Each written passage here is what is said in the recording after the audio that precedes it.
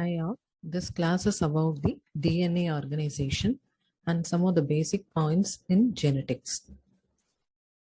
So what is genetics? Genetics is a science of heredity. Is at its core, it is the study of biological information.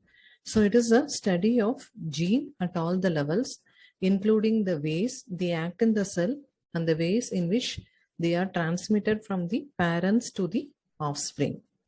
So what is needed for the storage and the expression of the genetic information?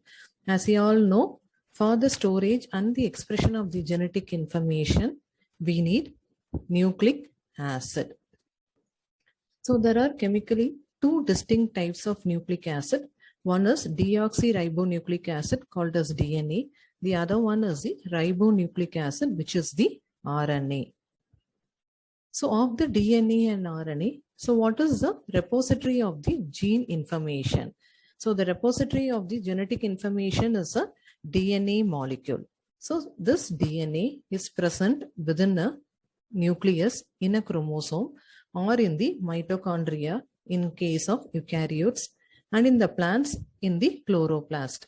In case of prokaryote, it is present as a single circular chromosomal element and as a non-chromosomal DNA as plasmids. So where do they are located? So this DNA is present within the nucleus.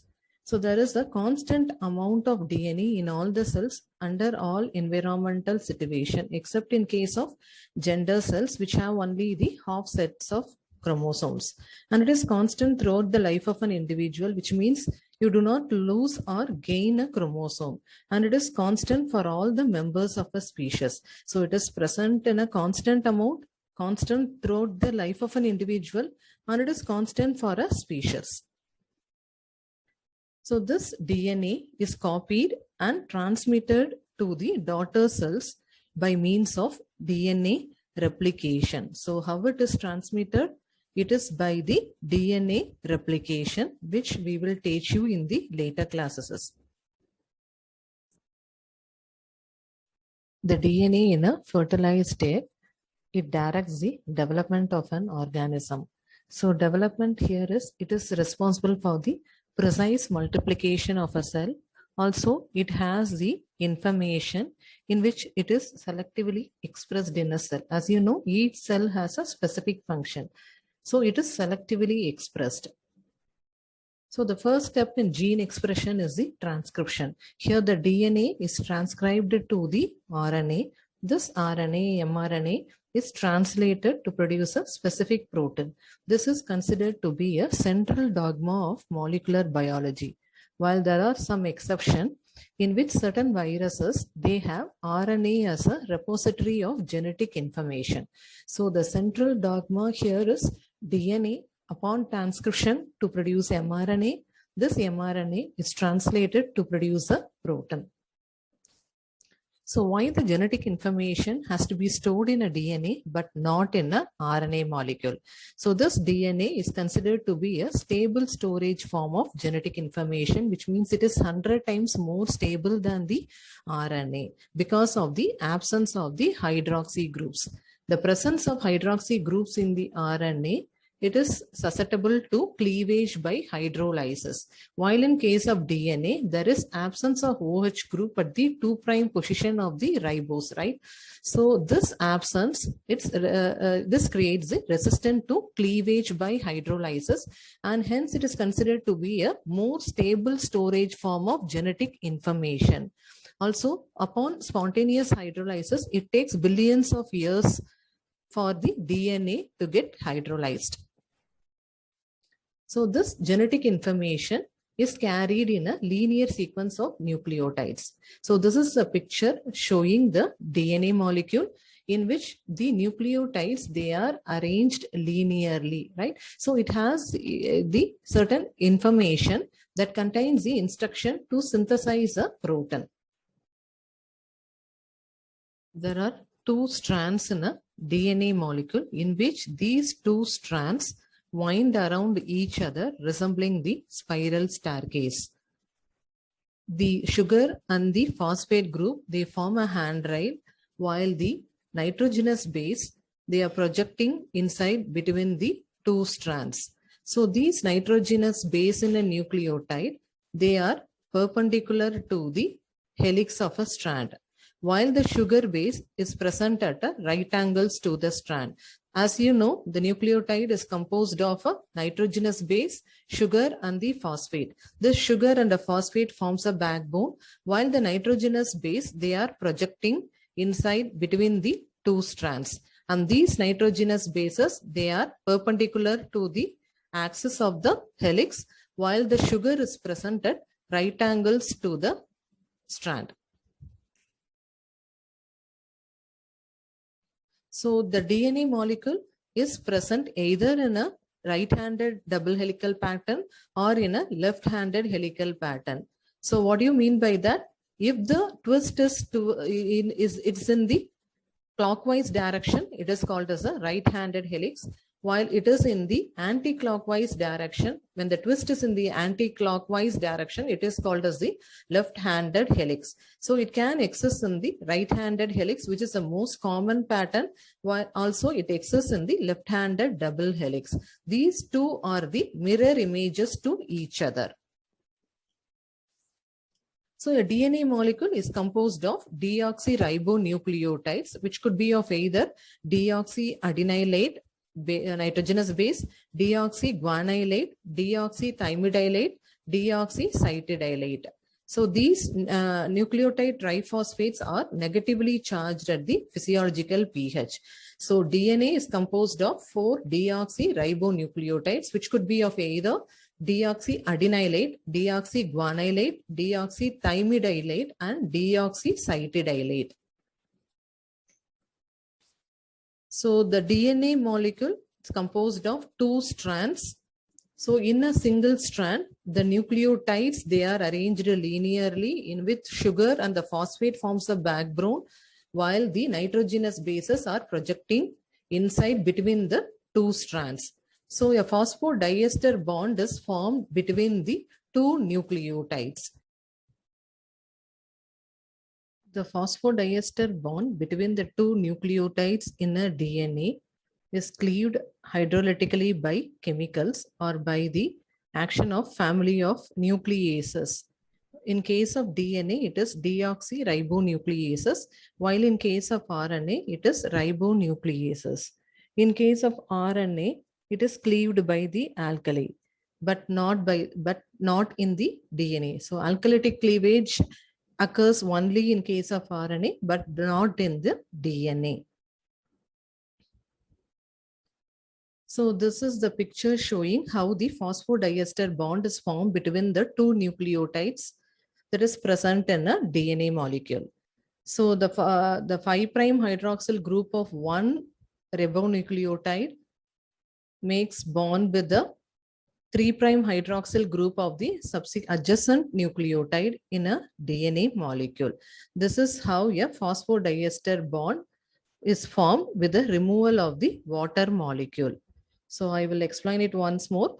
The phosphodiester bond, which forms the backbone of a linear strand of the DNA, is formed between the 5' hydroxyl group of one nucleotide to the 3' hydroxyl group of the other nucleotide. So the OH group that is present in the ribose moiety at the 5' end and the 3' end of the adjacent nucleotide, they form a phosphodiester linkage with the removal of the water molecule. So what is the polarity of the DNA? So the DNA molecule should always be written in the 5' to the 3' end.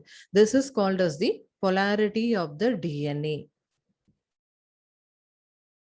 So this picture shows the 2 strands in a DNA molecule, which is present in a which occurs in a twisted pattern, right? So the nitrogenous bases between the 2 strands, they form a hydrogen bond between the bases. So the nitrogenous base pass in a way that in which A always combines with the T, which means adenine always combines with thymine and guanine always with the cytosine. You can remember by ATGC. So adenine always pass with the thymine and cytosine with the guanine. So this is called as the complementary base pair rule, otherwise known as Chargaff's rule. So the hydrogen bonds between the purine and the pyrimidine bases, the number of bonds differs. For example, in case of adenine pairing with the thymine, it is a 2 hydrogen bond. While in case of cytosine and guanine pairing, there are 3 hydrogen bonds are formed between these nitrogenous bases. So there are 2 hydrogen bonds between the adenine and thymine, while there are 3 hydrogen bonds between the cytosine and guanine. So the 2 strands in a DNA molecule, they are arranged in an anti-parallel manner, which means one strand runs from 5' to the 3' end, while the other strands runs from the 3' to the 5' end. This is called as the anti-parallelism of the 2 strands of the DNA molecule.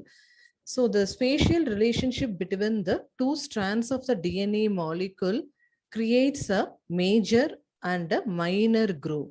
So in a turn, it's composed of 10 base pairs. So each turn the measures about 3.4 nanometer, and the distance between the adjacent base pairs is 0.34 nanometer. So each turn has a 10 base pairs, which is about 3.4 nanometer, and the distance between the adjacent bases, which is naturally, it's 0.34 nanometer. The significance of the presence of the groove is that some of the nuclear protein, they act at a specific sequences. So one such example is actinomycin, which is an anti-cancer drug, otherwise known as actinomycin D. They act at the minor groove. Minor groove is otherwise known as narrow groove, and the major groove is called as the wider groove. So this anti-cancer drug, they act at the minor groove. They intercalate between the 2 strands of the DNA molecule, and hence the synthesis of the DNA and RNA is impaired. So thus it causes the anti-carcinogenic effect. Next, we'll see about the properties of the DNA molecule. First is the denaturation of DNA. Renaturation of DNA occurs, and hybridization. Let's see one by one. First, about the denaturation of DNA. What do you mean by denaturation is the double strand of the DNA molecule is converted into a 2 single strand. Otherwise, there is a loss of the helical pattern, is known as denaturation of a DNA. So what is the melting temperature of DNA, which is called as a TM, is that in which the half of the molecule is converted into the single strand. That is 50% of the molecule, they get denatured. The double-stranded DNA molecule is converted into a 2 single-stranded molecule, is called as the denaturation. So the melting temperature, or TM, is the 50% of the molecule is denatured, is called as the TM of the DNA. So consider the DNA which has the high AT content, and one group which has the high GC content. Which one needs the higher temperature? It is naturally the DNA which has the high GC content needs more temperature, right? Because there are 3 hydrogen bonds are formed between the guanine and cytosine, while in case of adenine and thymine base pairing, it has only the 2 hydrogen bonds. So the DNA which has the high GC content needs more temperature in compared to that of the DNA which has the high AT content. So how it is monitored? The denaturation of the DNA can be monitored by noting the increase in absorbance at 260 nanometer at the UV range. And this is known as the hyperchromicity of the DNA. So when a double stranded becomes a single stranded, the absorbance of the UV light at 260 nanometer is increased, and this is referred to as the hyperchromicity of the DNA. Second thing is the second property of DNA is the renaturation of DNA. Renaturation means there is a formation of hydrogen bonds between the complementary base pairs, and hence the 2 single-stranded DNA becomes the double-stranded DNA. Otherwise, the reformation of the DNA occurs, is known as the renaturation of the DNA. There are 6 types of DNA: type A, B, C, D, E, and type Z form.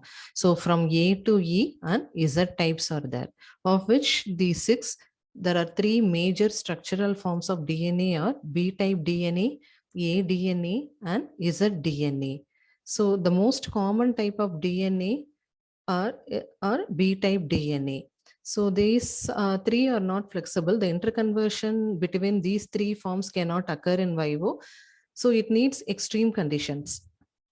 Next, we'll see about the comparison between these 3 major common types of DNA. B form DNA, A form, and Z form, of which B form is the most common form. The interconversion of these 3 forms cannot occur in vivo. They occur only in case of extreme situations. So coming to the helical sense pattern, the B type DNA, they have the right-handed helical pattern. So the twist is in the clockwise direction, while A form also has the clockwise direction twist. That is, it is also of the right-handedness. So Z DNA, they are of the anti-clockwise twist. They have the anti-clockwise twist. So it is left-handed pattern. So B and A, they have the clockwise rotation. The twist is in the clockwise direction, that is right-handed. And Z type DNA, the twist is in the anti-clockwise direction, called as the left-handed pattern. So coming to the major groove presence, the B type and A form, they have the major groove present. In the Z form, the major groove is absent. So the spatial relationship between the two turns, they create the major and the minor groove, right? So the major groove is present in both B and the A form, while it is absent in case of Z form. The name of the Z type DNA occurs because the deoxyribose and the phosphate group occurs in the zigzag pattern, and hence it is called the Z type DNA. So number of base pairs per helical turn, it is, you can remember from B to Z, that is BA Z bars, they have 10, 11, and 12 base pairs per turn. So seeing the comparison between the glycosyl bond conformation between B, A, and Z form, both B and A has the anti-conformers, and Z type DNA, they have the alternate syn and the anti-conformers. So the helix rise per base pair is, it is 3.4 Armstrong. In case of B type DNA, as I have said earlier, while A has 2.6 Armstrong and Z has 3.7 Armstrong. So the base tilt occurs in B form, it is 6 degree. It is almost perpendicular to the helix. So the nitrogenous base is jutting inside between the two strands, right? So it is perpendicular, that is, it is 6 degree tilt is there, while in case of A form, they have the 20 degree tilt. The nitrogenous base, the tilt when compared to that of the axis of the helix, it is 20 degrees. The Z DNA, they have the 7 degree tilt. So as I have said earlier, the B type DNA is the most common form, and A type DNA, the interconversion from the B type DNA to A occur only in situations of extreme dehydration conditions. So the conformation of the A DNA occurs in case of DNA RNA hybrid and RNA RNA double stranded base pairs. These conformers, they are almost close to the A form. And about the Z type DNA, the conversion from the B to Z DNA occurs during situations of gene expression regulation. So the flexibility of the DNA, if you see, these 3 forms, they are not freely interconvertible, and they require the extreme physical conditions like low humidity or under the influence of the DNA binding proteins. So seeing about the glycosidic bond conformers in almost all the double helix nucleic acid, all the bases, they are in the anti-conformers. In the pyrimidine bases, only the anti-form is stable, except in case of zDNA, as I have said earlier, they have an alternate anti and the syn conformers. This is a picture showing the syn and the anti-conformerism. If you see the 2 rings of the purine ring, you could be able to appreciate the syn and the anti-conformers. So what are all the states in which the DNA occurs? It occurs in case of it occurs as a relaxed state. supercoiling state or as a negative supercoiling. So this supercoiling occurs during the DNA strand separation as in case of replication. So the supercoiling is induced by the separation of the two strands of the DNA. This occurs in DNA replication, which we will teach you elaborately in the DNA replication class. Supercoiling occurs in case of closed circular DNA or when a linear DNA where the ends are fixed. The supercoiling occurs when the two strands get separated. So underwinding produces a negative supercoil, whereas a overwinding produces a positive supercoil. So this supercoiling can be released by the enzyme called as topoisomerase. There are two types of topoisomerases, type 1 and type 2, which we will teach you elaborately in the DNA replication class. So the clinical significance is they're one of the anti-cancer drug like etoposide. They act on the DNA topoisomerase type 2. So this is a picture showing the relaxed state of the DNA and the supercoiling state of the bacterial plasmid.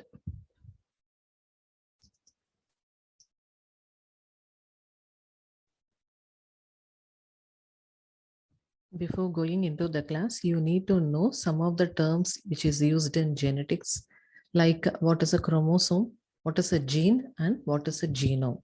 Till now, we have seen about the structure of DNA, right? So this DNA, which is composed of two strands, in which these strands contain polydeoxyribonucleotides. It is composed of polydeoxyribonucleotides in a linear sequences. They contain the genetic information, that is, it contains the instruction for the synthesis of proteins. It is composed of 4 deoxyribonucleotides, right? So it is composed of adenine, thymine, guanine, and cytosine. Adenine always pass with the thymine and cytosine with the guanine. So this DNA, which is a very long molecule, they get packaged and assembled within a small nucleus. So this nucleus is very smaller and the DNA is a very larger molecule. So this DNA is assembled and packaged within the nucleus as a chromosome. So the chromosome is the packaging and the assembly of the DNA within the nucleus is called as the chromosome. So what is a genome? So complete set of chromosome in an individual cell in a species is called as the genome. So the complete set of chromosome in an individual cell in an organism is called as the genome. So what is a gene? Gene is a fundamental unit of genetic expression. So what is a gene? It is a fundamental unit of genomic information. So as I said earlier, so DNA, which is composed of two strands, that is, it is composed of polydeoxyribonucleotides. They get packaged and assembled within a small nucleus. This is a nucleus, and DNA is a very large molecule. It is very difficult to imagine how the large molecule, that is a long molecule, which gets packaged within a small size nucleus, which is composed of approximately 6 micron radius, right? So this large molecule is packaged within the small nucleus. So as a chromosome. So this chromosome has its functions like it helps in storage, replication, expression, and evolution of the DNA. So how it get packaged within the small nucleus is that by combining interaction of the DNA with the large number of protons. Each protein has a specific function, like that is, it helps in ordered packaging of the long molecule of DNA within a nucleus. So these proteins in eukaryotes, they are the histone proteins. So this histone proteins are the basic proteins which are rich in lysine and arginine.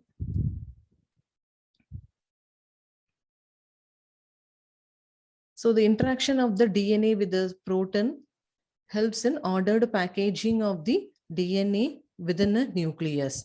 So what is a chromatin is? It is a complex of the DNA and the proteins which is found in the eukaryotic cell is called as the chromatin.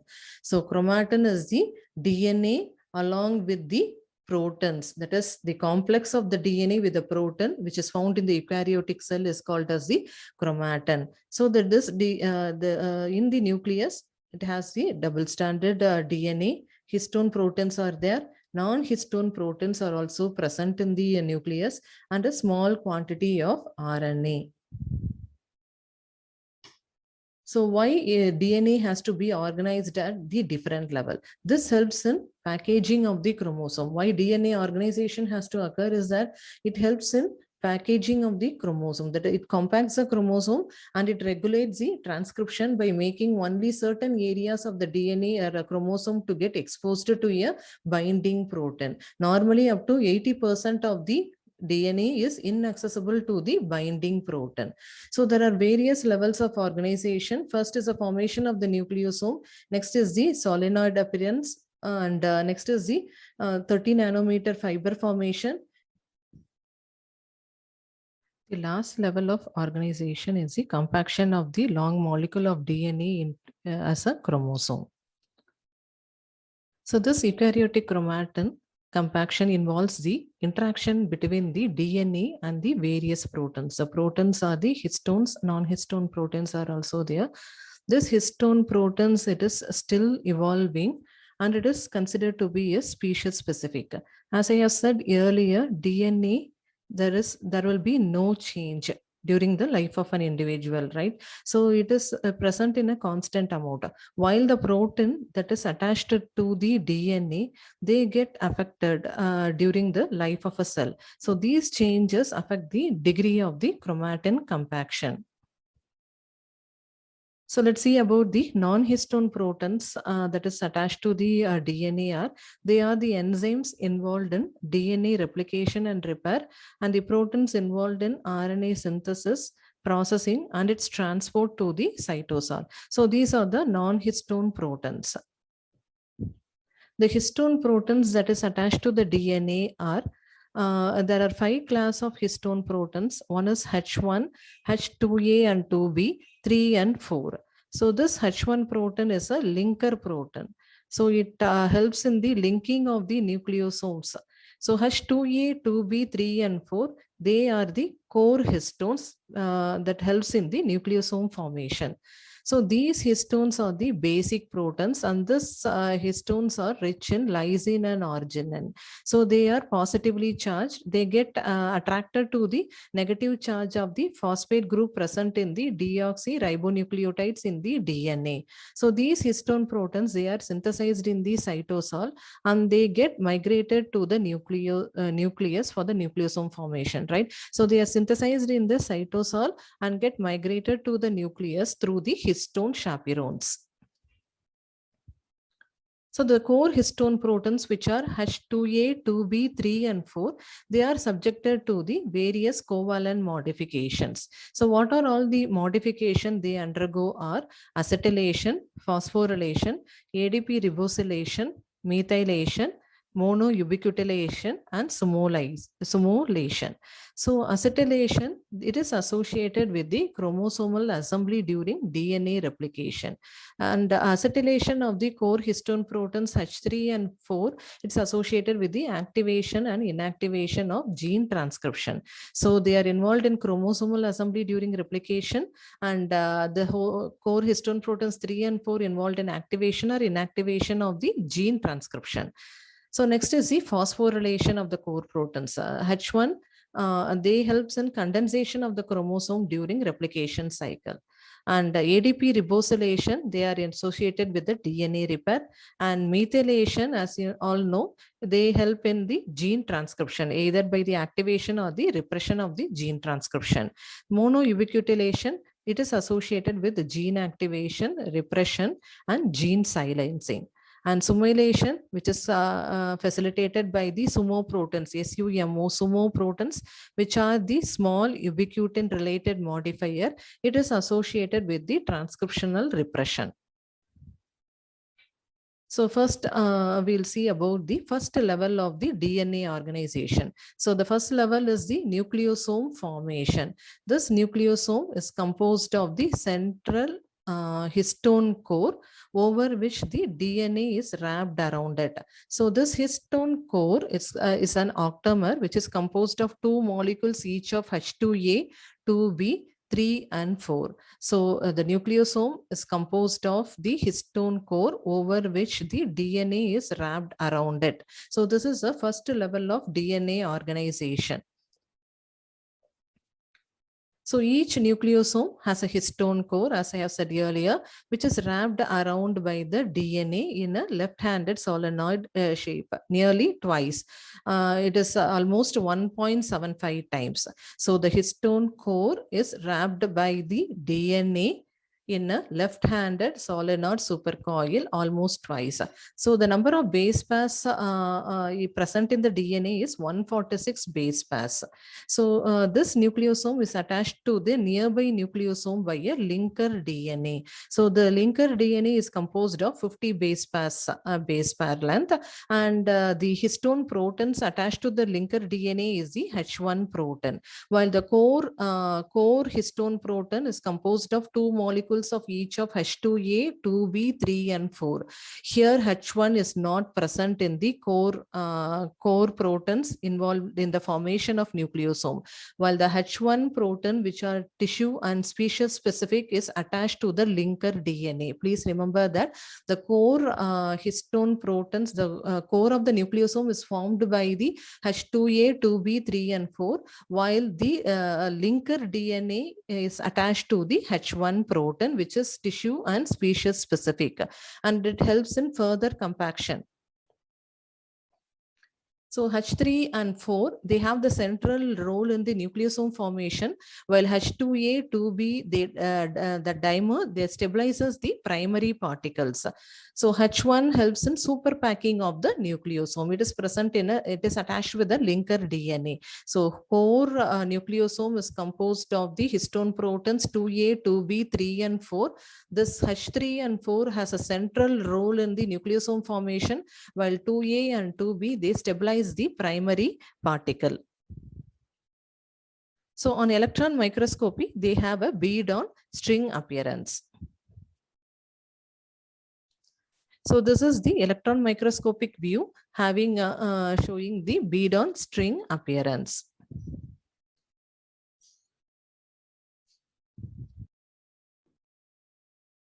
Nucleosomal assembly, it is mediated by the chromatin assembly factor. So this causes the displacement of the histone from the histone chaperones. As the nucleosome is assembled, these histones are released from the histone chaperones. So what is the fate of nucleosome during the replication? So during the replication, the highly ordered structure has to get relaxed, right? So this is a highly ordered structure. So it is relaxed. Even though the nucleosome is relaxed, the nucleosomal core, it is partially dissociated. So this histone protons, they get attached to the parental strand. At the same time, there is simultaneous synthesis of the new histone occurs. They get attached to the daughter helix. So the parental histone octamer is conserved during the process of replication. So this is the fate of nucleosome during the replication. So the nucleosome, the diameter of the nucleosome is a 10 nanometer fibril. So the nucleosome composed of the histone core composed of each of the molecules of 2A, 2B, 3 and 4, right? So this histone is wrapped by the DNA almost 1.75 times, composed of 146 base pairs, and it is attached to the nearby nucleosome by the linker DNA. So this linker DNA is attached to the histone 1. So this histone 1 is not present in the nucleosomal core. So, so it is a 10 nanometer fiber. So the next level of organization is the formation of 30 nanometer fiber. So this is a 10, each nucleosome, the diameter is 10 nanometer and hence called as 10 nanometer fibril. they get organized or get supercoiled to form a 30 nanometer chromatin fiber.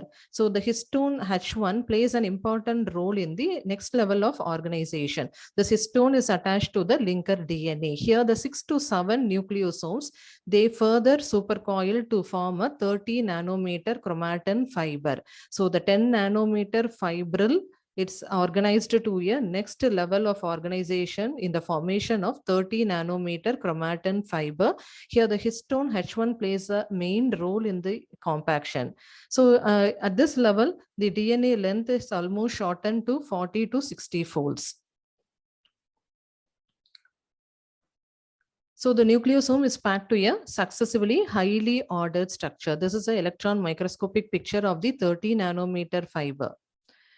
So the each turn is almost flat, and the phases of the successive turn, they almost parallel to each other. If you see the phases of the nucleosome in the successive turn, they are almost parallel to each other. So it has the appearance of solenoid shape. Solenoid means it's a cylindrical wire, shape of the cylindrical wire. So this resembles the solenoid shape.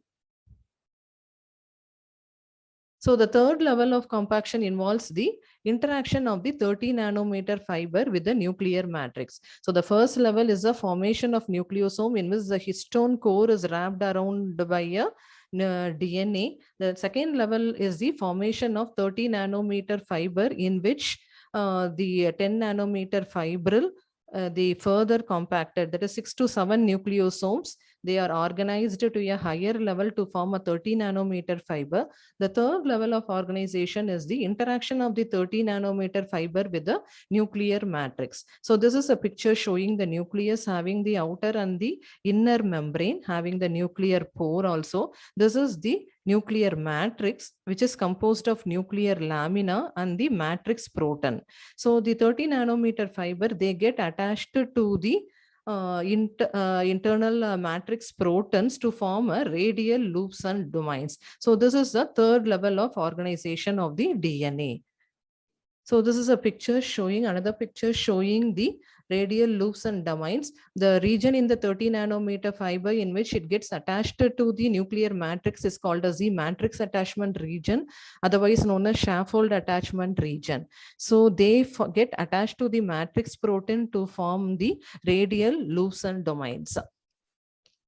So each domains have the separate one or more separate genetic functions, and each has the coding and the non-coding regions of the gene.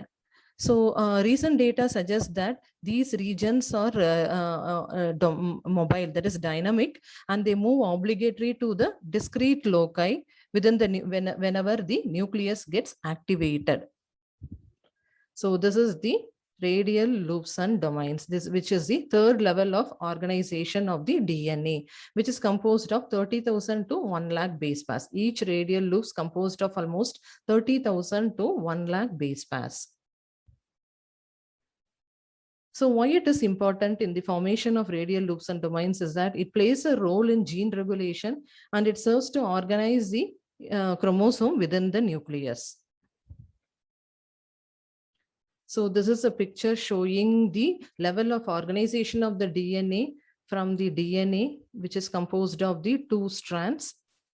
Next level is the formation of nucleosome, having the histone core and the DNA wrapped around it, which is attached to the nearby nucleosome by the linker DNA. 6 to 7 nucleosomes, they get organized to form a 30 nanometer fiber having a solenoid shape. The next level of organization is the attachment of the 30 nanometer fiber to the nuclear matrix to form the radial loops and domains. These radial loops and domains, they form the metaphase chromosome. So these are the levels of organization of the DNA. One more picture showing the DNA strands in the formation of nucleosome, which is the first level of organization. Next is the formation of 30 nanometer fiber. Next is the formation of radial loops and domains to form a chromosome, which is composed of identical sister chromatids having the P arm or the petit arm, and Q arm or the long arm with the center called as the centromere. One more picture.